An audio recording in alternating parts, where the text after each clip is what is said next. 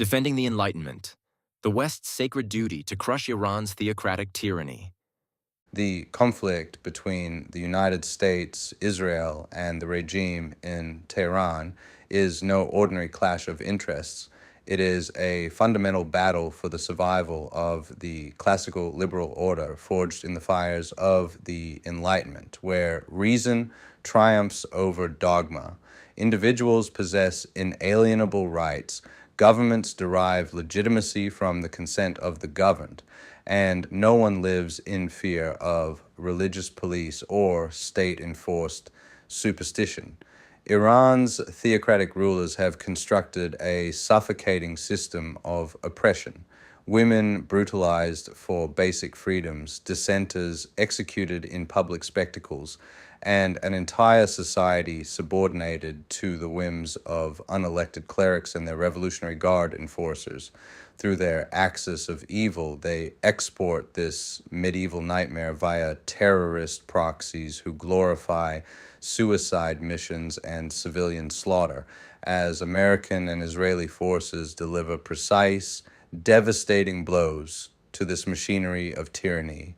The free world must stand firm. We defend not empire, but the open societies that have unleashed unprecedented human flourishing, scientific progress, economic liberty, and the right to question authority without facing the gallows. Iran's proxy army of fanatics, Hezbollah, the Houthis, and the machinery of terror. Iran fights dirty, shielding itself behind a web of terrorist proxies it has meticulously armed and indoctrinated for decades. Hezbollah in Lebanon and the Houthis in Yemen exemplify this cowardice, both formally designated as terrorist organizations by the United States and Israel because they specialize in indiscriminate violence, hostage-taking, and the deliberate targeting of civilians to advance Tehran's apocalyptic agenda. Hezbollah, that heavily armed militia that has hijacked much of Lebanon's political life, hurled itself into the conflict almost immediately after the initial strikes on February 28th. They unleashed waves of rockets and drones against Israeli population centers, igniting a brutal second front and exposing once again how Iran's proxies drag entire nations into ruin for the sake of the mullah's ego.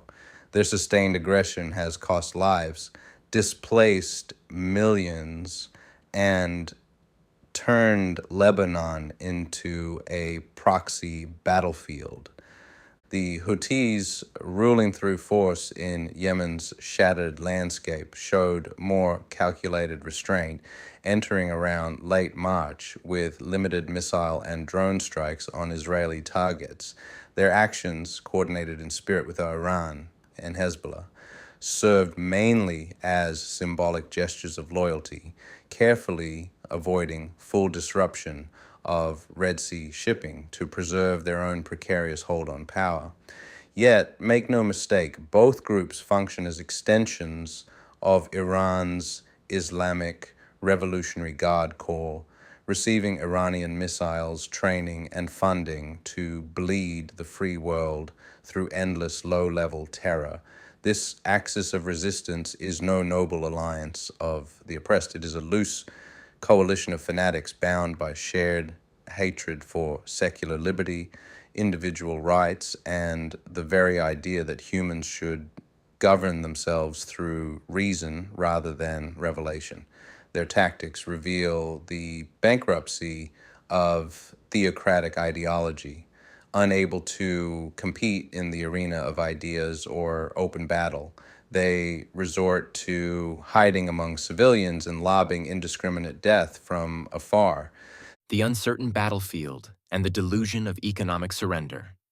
Intellectual honesty demands we acknowledge that the final outcome of this war remains unknown. The intense campaign since February 28th has crippled much of Iran's missile stockpiles, naval assets, nuclear infrastructure, and command networks, yet the conflict's resolution is still unfolding.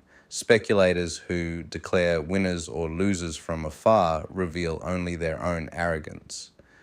Iran's closure of the Strait of Hormuz inflicted real economic pain, higher fuel costs and market jitters, but the childish fantasy that temporary hardship will force America to retreat exposes a profound misunderstanding of resolve.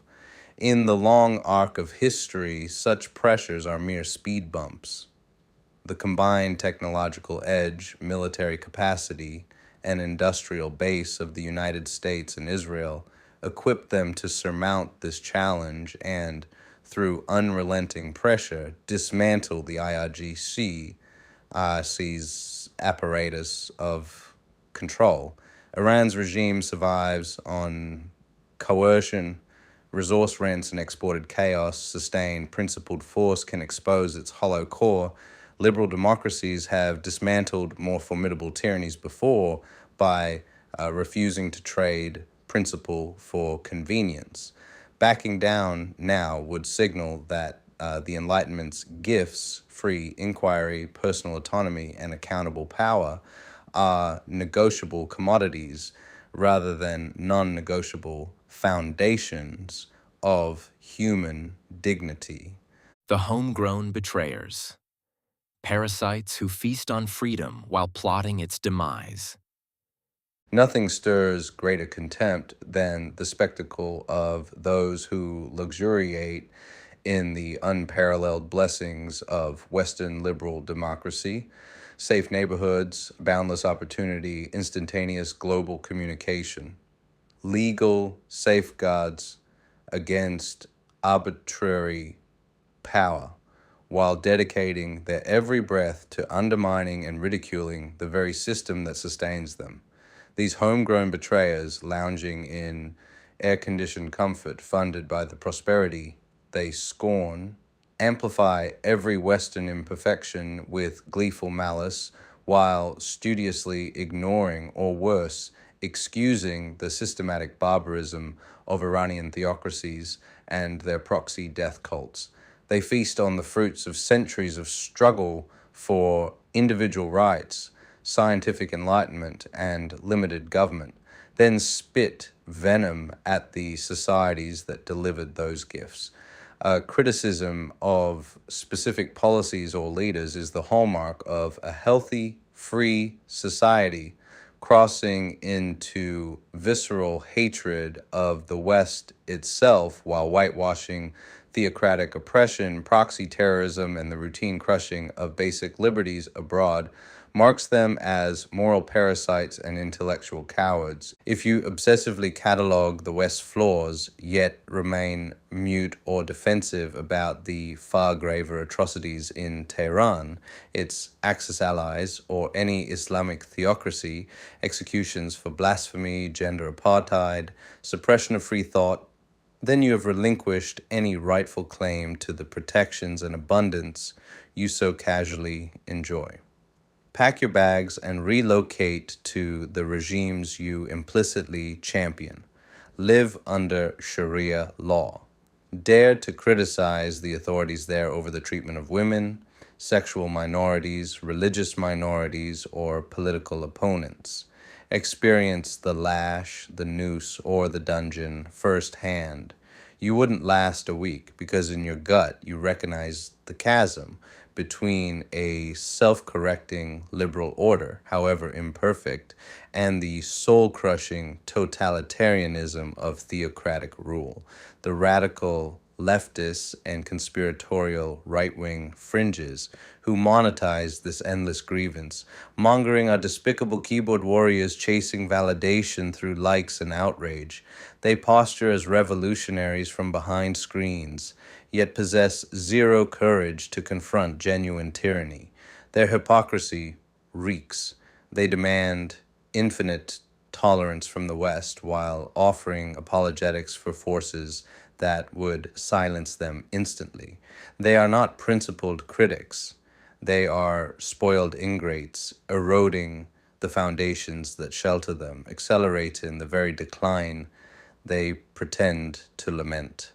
Their disdain for America and Israel paired with selective silence on real despotism, reveals not moral clarity, but moral bankruptcy and raw cowardice. A fierce hope for victory and the reckoning to come.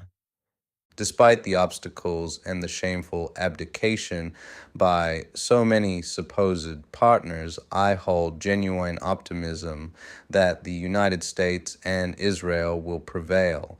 Their shared commitment to defending the core tenets of liberty, reason, rights, and resilience provides the moral and material foundation for overcoming this threat. The leaders of the United Kingdom, France, Canada, Australia, and much of Europe have exposed themselves as pathetic, spineless appeasers, issuing empty platitudes while refusing to shoulder any real burden. These timid politicians, more attuned to domestic polls and virtue signaling than to the defense of the civilization that enables their own comfort, have betrayed their responsibilities at a pivotal moment. When this war ends with the Iranian regime shattered and its terrorist proxies neutralized, these fair-weather allies should be compelled to grovel in apology before those who actually fought, President Trump and Prime Minister Netanyahu. They are the ones bearing the weight for the safety, security, prosperity, and enduring preservation of Western civilization. Strength, clarity, and unapologetic defense of freedom must prevail over cowardice, fear, and the evil of theocratic barbarism. I stand resolutely with Israel and America against both the forces of terror and the timidity of those Western elites, whom history will record as corrupt, rotten, and utterly devoid of backbone. The Enlightenment's promise of societies governed by reason, where individuals can flourish without chains of dogma, deserves ferocious guardians. In this hour of testing, may resolve carry us forward so that coming generations inherit not the darkness of oppression, but the bright expanse of open, liberal societies built on truth, liberty, and human potential. The defense of these values is worth every effort, and victory will affirm that the light of the West still burns bright